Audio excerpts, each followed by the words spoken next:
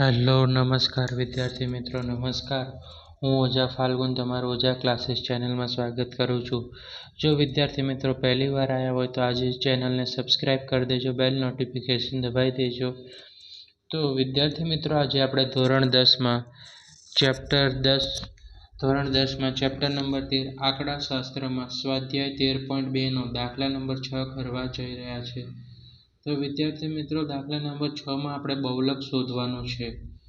તો અહીંયા આપણી પાસે બે વસ્તુ આપેલી છે, ગાડીઓની સંખ્યા અને આવૃત્તિ। તો ગાડીની સંખ્યા છે 0 થી 10, 10 થી 20, 20 થી 30, 30 થી 40, 40 થી 50, 50 થી 60, 60 થી 70, 70 થી 80 છે।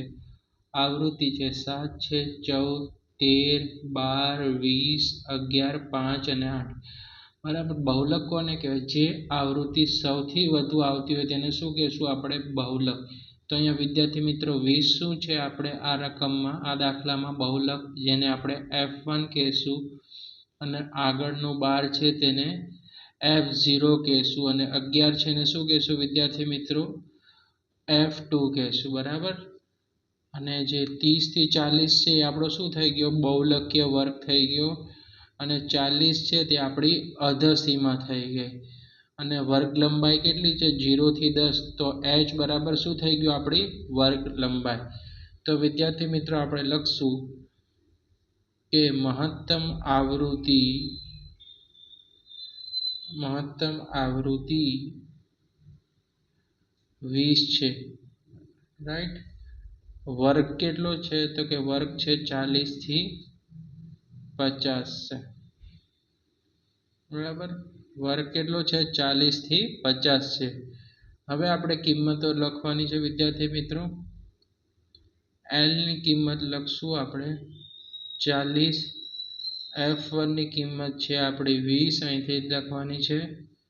F0 કેટલું છે? તો કે 12 છે। F2 કેટલું છે? 11 છે। અને h કેટલી છે? વર્ગ લંબાઈ 0 થી 10 સેન્ટીમીટર છે, તો 0 થી આપણે 10 લખશું। બરાબર। વર્ગ લંબાઈ 0 થી 10 છે। બરાબર। હવે આપણે શું કરશું? બધી કિંમતો છે તે આપણે આમાં મૂકી દઈશું। તો સૌ પ્રથમ આપણે બહુલકનું સૂત્ર લખવું પડશે। તો વિદ્યાર્થી મિત્રો બહુલકનું સૂત્ર તો કે z બરાબર L વત્તા કૌંસની અંદર લખવાનું F1 માઇનસ F0 છેદમાં લખશું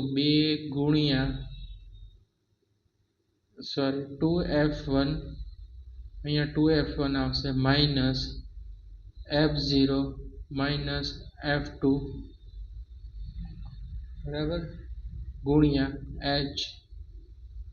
તો વિદ્યાર્થી મિત્રો હવે આપણે લખશું L ની કિંમત કેટલી છે? અહીંયા 40 છે, વત્તા F1 ની કિંમત કેટલી છે? અહીંયા તો કે 20 છે, અને F2 ની કિંમત કેટલી છે વિદ્યાર્થી મિત્રો? 12 છે, તો 12 લખશું।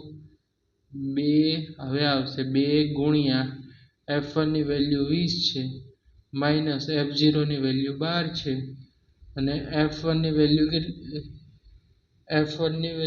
છે? અહીંયા F2 ની વેલ્યુ છે, F0 ની 12 છે, F2 ની કેટલી છે? 11 છે, અને h કેટલો છે? 10 છે વિદ્યાર્થી મિત્રો। તો સૌ પ્રથમ આપણે 40 ના 40, 20 માંથી 12 જશે તો કેટલા આવશે? તો કે 8 આવશે, ગુણ્યા કેટલા કરશું? 10 કરી નાખશું। બરાબર। હવે 20 દુ 40, ઓકે। હવે જો માઇનસ 12 છે, માઇનસ 11, તો માઇનસ માઇનસ શું થઈ જશે? પ્લસ થઈ જશે। 40 માંથી 12 ને 11 કેટલા થાય? 23, તો આપણે 23 લખશું પણ માઇનસ। હવે 40 વત્તા 8 ગુણ્યા 10 80। હવે જે 40 માંથી 23 આપણે શું કરવાના છે? માઇનસ કરવાના છે। તો 40 માંથી 23 કાઢીએ તો કેટલા વધે? 17 વધે વિદ્યાર્થી મિત્રો। તો 17 આપણે અહીંયા લખી નાખશું। હવે આપણે શું કરવાનું છે? ભાગાકાર કરવાનો છે। તો વિદ્યાર્થી મિત્રો 80 ભાગ્યા 17, તો 17 ચોકુ 68, 17 પંચા 85 વધી જાય 17 ચોકુ 68 કેટલા વધ્યા 12 ઓકે 0 લગાવીએ આપણે ઓકે 17 સત્તા 119 બરાબર 1 વધ્યો બરાબર તો આપણો અહીં આન્સર શું આવી ગયો 4.7 તો 40 વત્તા